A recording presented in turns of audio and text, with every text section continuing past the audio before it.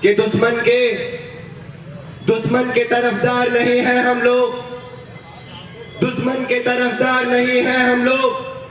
ऐ वतन सुन, तेरे गद्दार नहीं है हम लोग। हमने पथरीली जमीनों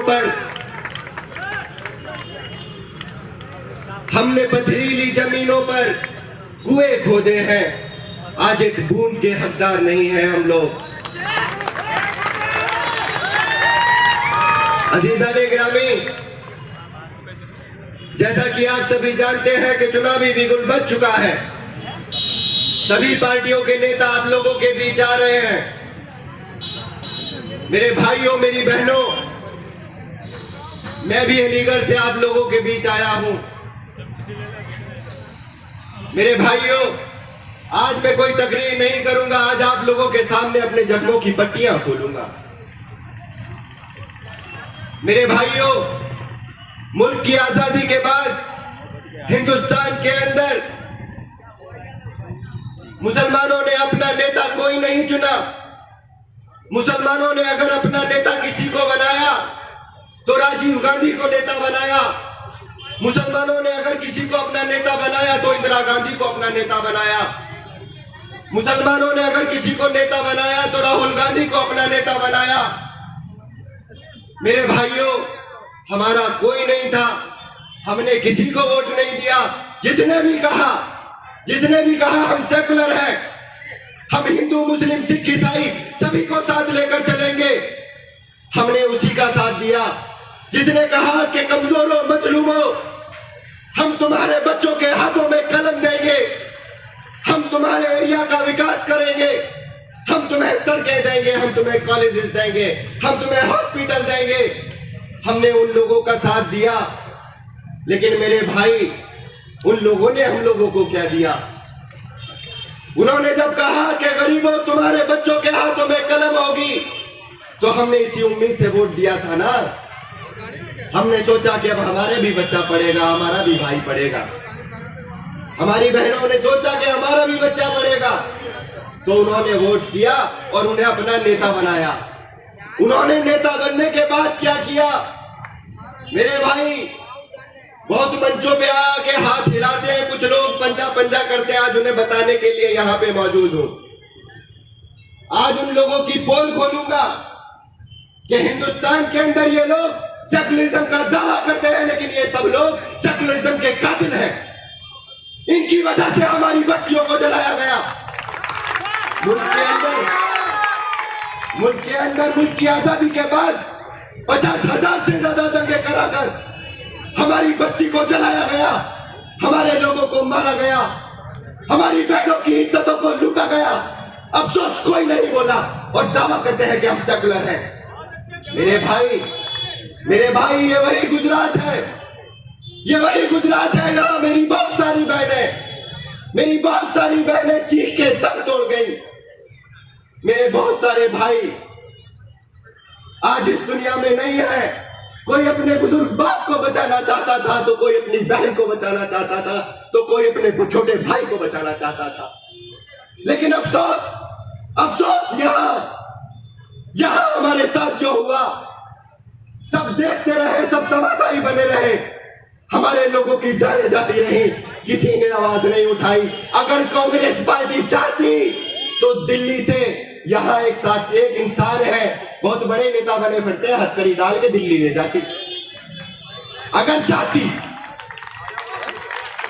इनका ख्वाब नहीं था, ये नहीं चाहते, बल्कि ये चाहते हैं कि हिंदुस्तान के अंदर, भाई बात सुनिए, भाई ये लोग तो चाहते हैं कि हिंदुस्तान के अंदर मुसलमानों का खून ऐसे ही बनता रहे, ऐसे ही लोग मरते रहे और इनकी आवाज कोई न उठाए। मेरे भाई, अभी आपने देखा सीधे पर क्या हुआ। मेरे भाइयों, उम्मीदवार आ गए, एक मिनट, चलो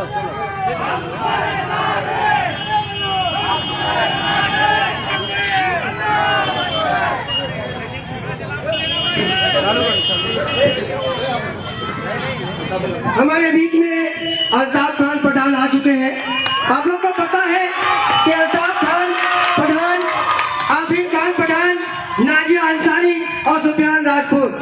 एमआईएम से रहनुमाई कर रहे हैं।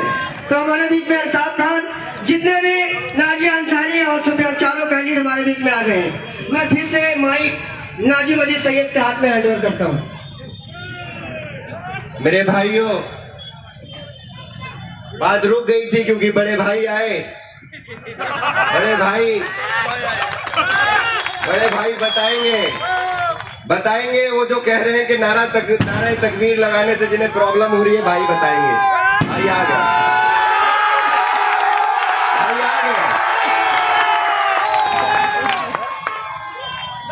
मेरे भाइयों,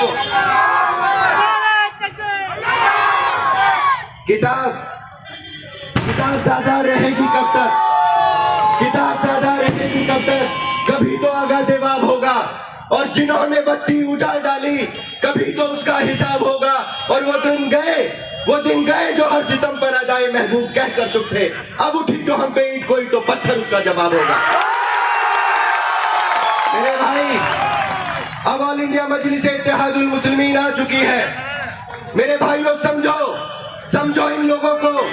ये लोग फिर आए हैं, ये हाथ का पंजा हिलाते हुए फिर आए हैं। फिर आके बोल रहे हैं कि हम विकास करेंगे, हम भला करेंगे, हम तुम्हारा साथ देंगे। मेरे भाई, जब हिंदुस्तान से मुसलमानों को निकालने की साजिश की जा रही थी, जब बिल लेके आया गया CAA, तो आपने देखा है वाले पार्लियामेंट के अंदर खड़े होकर बैरिस्टर असदुद्दीन ओवैसी साहब ने उस बिल को फाड़ दिया जो आपके खिलाफ था।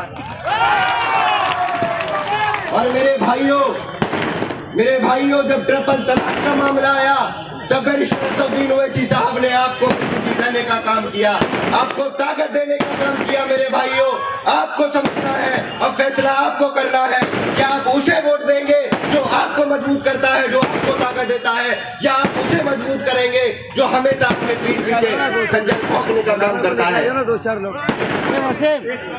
हमारे बीच में मौलाना गुलाम सैयद असरफी साहब तशरीफ ला चुके हैं। तो सभी लोग नारे तकबीर!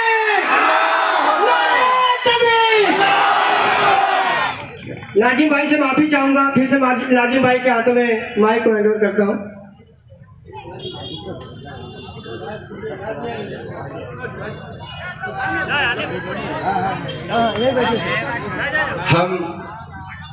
मेरे भाइयों सुनो,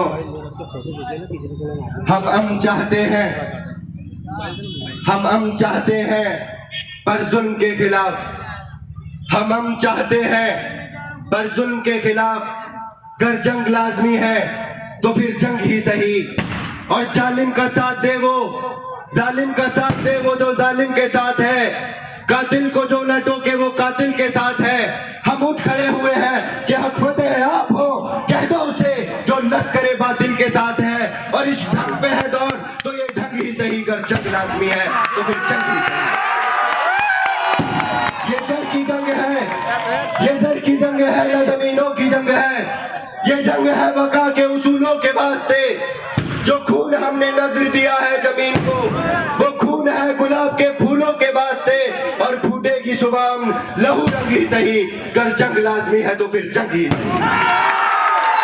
मेरे भाइयों, जब हमसे अपने बुजुर्गों की दाढ़ियां खींची जाते हुए न देखा गया, जब हमसे न देखा गया कि हमारे भाई को एक भीड़ सड़कों पर निकाल कर वो लिंचिंग करती है, मार देती है और कहती है कि तुम जय श्री राम का नारा लगाओ।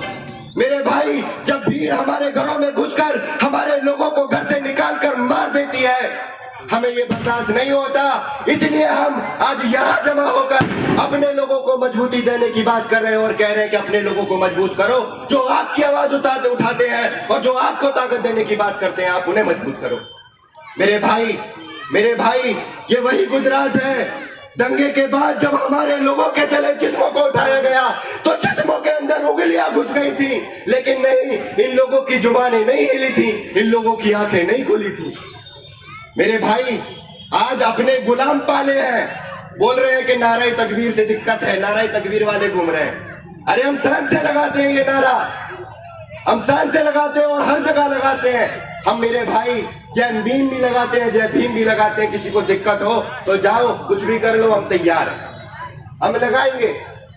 और मेरे भाई, मेरे भाई, आपको अगर क्षेत्र का विकास करना है, अगर आप चाहते हो कि आपकी बस्ती का विकास हो, अगर आप चाहते हो कि आपके बुजुर्गों की डांडियां ना खींची जाए, अगर आप चाहते हो कि आपका मान सम्मान बना रहे, अगर आप चाहते हो कि आपकी मस्जिदों की हिफाजत आपके अपने भाई करें और मस्जिदों के अंदर अब कोई हमला ना हो, अगर आप चाहते हो कि आपके भाइयों पर अब फर्जी मुकदमे ना लगे, तो अपने भाइयों को मजबूत करो, अपने भाइयों को ताकत दो। ये लोग कभी तुम्हारे सगे नहीं होंगे। मेरे भाई, हम सिर्फ मुसलमानों की जमात नहीं है, हम हर उस इंसान की जमात है जिन लोगों के साथ जाति धर्म के नाम पर भेदभाव हुआ, जिन लोगों को कुएं से पानी नहीं भरने दिया गया, हम उन लोगों की जमात है। हम उन लोगों की जमात है जिन लोगों को शूद्र कहा गया, हम उन लोगों की जमात है जिन लोगों के साथ बरसों बरस जुल्म हुआ। मेरे भाई, हम मजलूमों की जमात है, हम कमजोरों की जमात है, लेकिन मेरे भाई, हम लोग इत्तेहाद कायम करेंगे और इंशाअल्लाह अगर आपने ताकत दी तो इख्तिदार की कुर्सी पर बैठे हुए लोगों के गिरबानों से हम खेलने से नहीं डरते, हम तैयार हैं मेरे भाई। लोग कहते ना बीजेपी आ जाएगी और तैयारी भी कर ली है कांग्रेस वालों ने। यहाँ पे एक नेताजी का बयान सुनाऊं, कह रहे हैं कि बीजेपी आ जाए लेकिन MIM ना आ जाए। कह रहे हैं कि बीजेपी आ जाए तो आ जाए लेकिन MIM ना आ जाए। अरे MIM आएगी और MIM ही इंशाल्लाह बीजेपी को हराएगी, आ जाएगी। लेकिन तुम जो दोगले लोग हो, जो कमजोर लोग हो, जो गुलाम हो, जो सोनिया गांधी के घुंघरू पैरों में डाल के मुजरा करते हो, तुम्हें जनता नहीं चुनेगी। अब इस बार नहीं चुनेगी, इस बार शेर जाएंगे जीत के और इंशाल्लाह अपने एरिया का विकास करेंगे। मेरे भाई, बस मैं इसी शेर के साथ अपनी बात खत्म करूंगा कि आसमां जलती जमीन पर नहीं आने वाला, आसमां जलती जमीन पर नहीं आने वाला, अब कोई और पैगंबर नहीं आने वाला। प्यास चाहती है कि अब रेत निचोड़ी जाए, अपने हिस्से में समुंदर नहीं आने वाला।